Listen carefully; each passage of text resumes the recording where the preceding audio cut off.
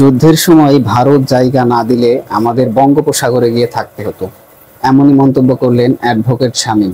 চলুন আমরা বিস্তারিত ভিডিওতে দেখে আসি। ভারতের সেখানে স্ট্র্যাটেজিক্যালি বিশাল অ্যাডভান্টেজ হয়েছে, তারা পাকিস্তানকে অনেক পিছিয়ে যেতে পেরেছে। বাট ভারত সে সময় যদি আমাদেরকে সহযোগিতা না করতো, আমাদের 9 মাসের যুদ্ধটা হয়তো 90 বছর হতো। একটা সোভারিন দেশ হিসেবে আমাদের অবশ্যই পাল্লায় কথা বলতে হবে, কিন্তু এটাও মনে রাখতে হবে যে আমাদের কিছু ডিপেন্ডেন্সি রয়ে গেছে। ভারতের আমাদের উপর ডিপেন্ডেন্সি কি আছে?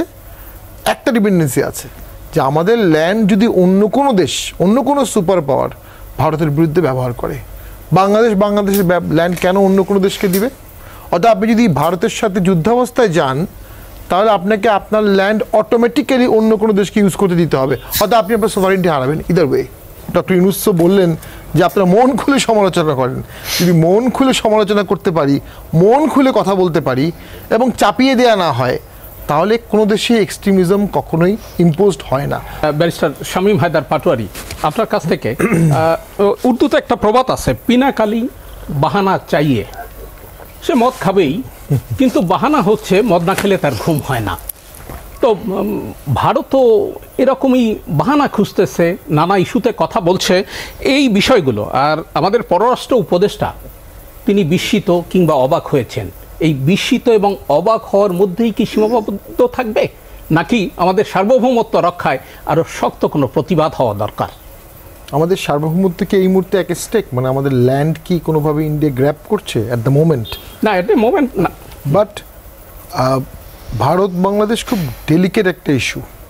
ফার্স্ট হচ্ছে আমরা হিস্ট্রিক্যালি মোগল সাম্রাজ্যের মধ্যে ছিলাম, ব্রিটিশ কলোনি ছিলাম, দেন পাকিস্তান হলাম।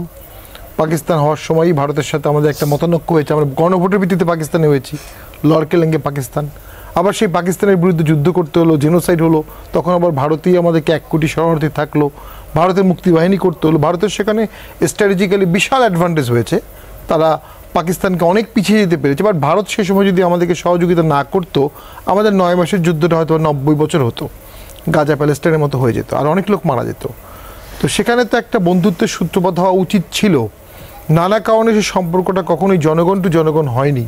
তো একটা বিষয় কি আপনি বলবেন, ভারত কি কেবল আমাদের স্বার্থেই আশ্রয় দেয়া কিংবা বাংলাদেশকে সহযোগিতা করেছেন, না তার নিজেরও স্বার্থ রয়েছে? এবং যেটি বললাম যে স্ট্র্যাটেজিক্যালি ভারত সেই মুহূর্তে পাকিস্তানকে অনেক পিছিয়ে দিতে পেরেছে যখন পাকিস্তান ভাগ হয়ে গেল। কিন্তু পাকিস্তান জেনোসাইড না করলে তো ইন্ডিয়া ভাগ করতে পারতো না। সো পাকিস্তান জেনোসাইড করেছে, ইলেক্টেড গভর্নমেন্টকে ক্ষমতা দেয়নি, সেজন্য বাংলাদেশ ভাগ হয়েছে। ইন্ডিয়া তখন সাপোর্ট দিয়েছে। আর 1 কোটি রিফিউজিকে যদি আশ্রয় না দিত, তাহলে কি হতো? বঙ্গোপসাগরে চলে যেতাম আমরা। যখন আমরা এখন অনেক কিছু বলছি, কিন্তু বাস্তব কথা হচ্ছে ভারত একটা বিশাল ল্যান্ড, আমরা একটা ক্ষুদ্র ল্যান্ড, এবং আমাদের ল্যান্ডের আর কোনো বর্ডার নাই। মায়ানমার, যার সাথে আমাদের সম্পর্ক আরও বেশি খারাপ। তো কখনো যুদ্ধ লাগলে, কখনো ক্লাইমেট রিফিউজি হলে, কখনো বাংলাদেশ ডুবে যেতে গেলে আমরা আসলে কোথায় যাব? বঙ্গোপসাগরে একটা আইল্যান্ড তৈরি করতে হবে আমাদের এখন, অথবা সাগরে থাকতে হবে। এটা হচ্ছে রিয়েলিটি। সেকেন্ড রিয়েলিটি, ভারত তার কোনো প্রতিবেশীর সাথে সুসম্পর্ক রাখতে পারেনি। নেপালের সাথে পারেনি, ভুটানের সাথেও এখন হয়তো বা টানাপোড়েন, মালদ্বীপের সাথে পারেনি। বাংলাদেশের সাথে তার শেষ সম্পর্ক ছিল।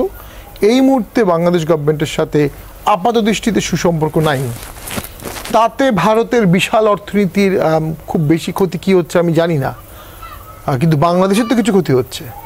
বাংলাদেশকে এখন জিনিসগুলো দামি টাকায় অন্য জায়গা থেকে আনতে হবে, আমাদের চিকিৎসার জন্য বিশাল টাকা ইনভেস্ট করে এখানে ইনফ্রাস্ট্রাকচার করতে হবে, যেটা হতে পারে হয়তো বা, কিন্তু অনেক দিন সময় লাগবে। এবং যেটা ঝুঁকি, সেটি হচ্ছে ফরেন ইনভেস্টমেন্ট যখন বাংলাদেশে আসবে, তারা খুব ডিপলি চিন্তা করবে যে দেশটি আমাদেরকে ঘিরে আছে, সেই দেশের সাথে আমাদের রিলেশন পিসফুল নাকি পিসফুল না। আমেরিকা কানাডা যদি পিসফুল হতে পারে, বাংলাদেশ ইন্ডিয়া কেন পিসফুল হতে পারবে না? এটা কখনো একতরফা হবে না, দুতরফা হবে। তবে এখানে অনেক মিথিক্যাল কথাও বলা হয়। আপনিও যখন শুরুতে বললেন যে ভারত পানি ছেড়ে দিয়ে আমাদের বন্যা করে দিয়েছে, পানিকে কেউ ধরে রাখতে পারে নাকি? পানি তো যাবেই। এবং ভারতের সাথে আমাদের পানি নিয়ে প্রবলেম কখনো বন্যার না। ভারত যদি কোনো বাঁধ নাও দেয়, তাও এই পানি বাংলাদেশেই আসবে, বাংলাদেশ দিয়েই তো বঙ্গোপসাগরে যাবে।